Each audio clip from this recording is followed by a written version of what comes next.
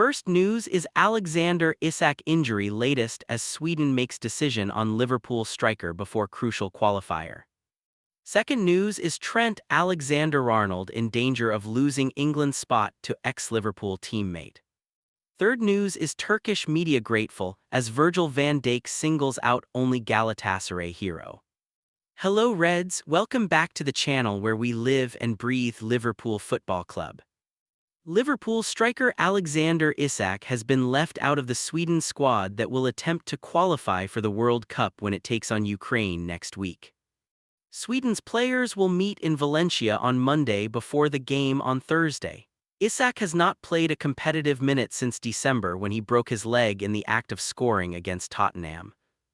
In the absence of Isak, there will be a lot of pressure on the shoulders of Arsenal forward Viktor Gyökeres to step up.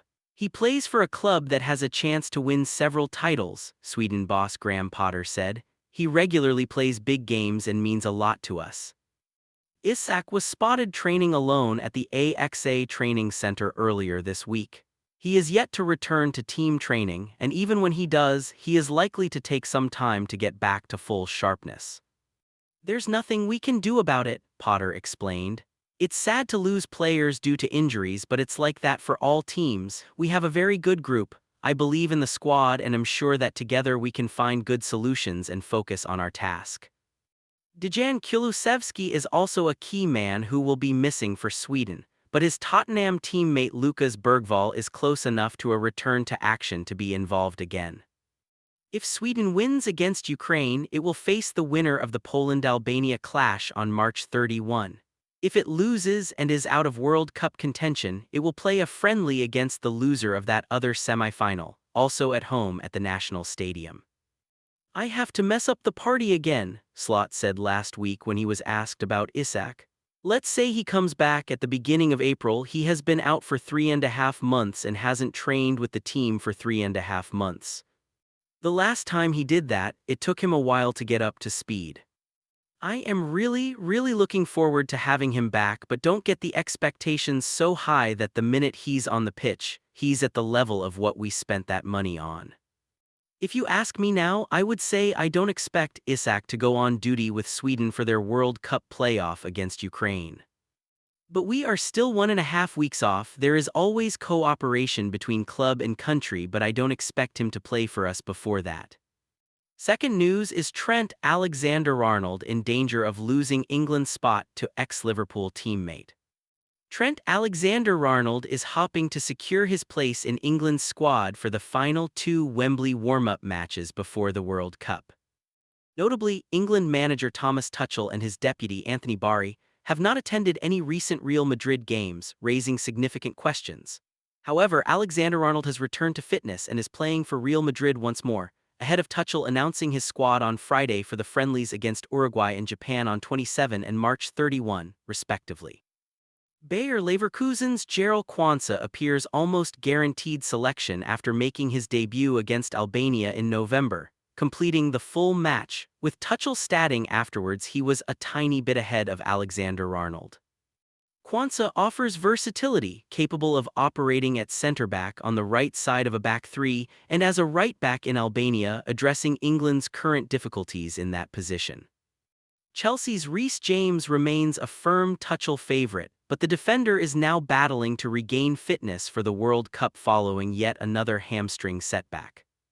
This leaves Tuchel weighing up his selections for the final preparation matches before announcing his World Cup squad, and he may well name an expanded group to account for potential injuries and complications ahead of next Tuesday's gathering. Alexander-Arnold hasn't featured for England since June 2025, but injuries, coupled with an inconsistent spell at Madrid, mean his place in the squad is far from guaranteed. Tuchel indicated after the last qualifier in Albania that he would contact around 55 players to discuss their prospects, specifically naming Alexander-Arnold among them. Newcastle's Tino Livramento presents another option at right-back, while Jed Spence has found form elusive during Tottenham's patchy run. Everton manager David Moyes has been backing James Garner.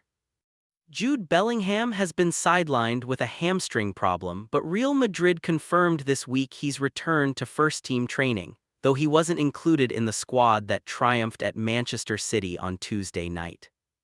England manager Tuchel attended Chelsea's loss to Paris Saint-Germain on Tuesday, where Trevoh Chalobah was carried off on a stretcher, although Liam Rosenior expressed hope the injury wasn't as serious as initially thought. Lewis Hall and Nico O'Reilly are both leading candidates for the left-back position, whilst Luke Shaw's recent displays may have brought him into consideration. Arsenal will be concerned about Declan Rice's participation in both fixtures, given the number of matches he's already played. Newcastle's Harvey Barnes chose not to make himself available for Scotland, seemingly holding out for a call from England, but time is ticking. Meanwhile, Marcus Rashford remained unused on the bench during Barcelona's 7-2 victory over Newcastle on Wednesday. Third news is Turkish media grateful as Virgil van Dijk singles out only Galatasaray hero. Turkish media were left in agreement with Liverpool captain Virgil van Dijk after Galatasaray was eliminated from the Champions League at the hands of Arne Slot's side on Wednesday.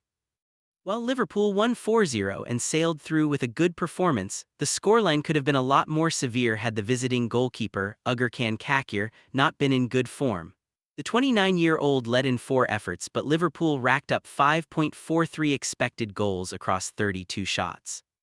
The Turkish outlet Haberler noted that Kakir played well and commended Van Dijk for praising him.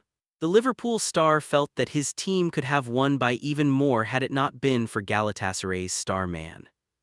I think we could have scored many more goals, but the Galatasaray goalkeeper, despite conceding 4 goals, still put in a very good performance, Van Dijk said.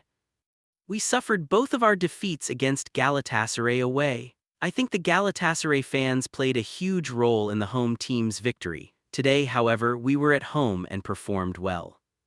Liverpool looked at its most free-flowing in attack in this game, with Mohamed Salah performing well and Florian Wirtz cropping up all over the field despite starting on the left. Yeah, but it's not as simple as you think to say, okay, if you can bring this tonight, you can bring this effort every single game you have, Arne Slot insisted when asked if this was the formula for future success. There's an opponent to play against, there's a style of play. There are so many factors that why we could bring tonight what we could bring.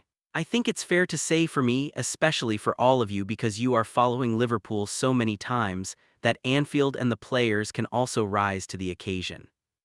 I think there have been many moments or parts of games where we showed this, but usually we have 10 minutes where we drop down a little bit or the other team takes over, and that's 99 out of 100 times have been the moments where we conceded because that's the first chance of them and they scored.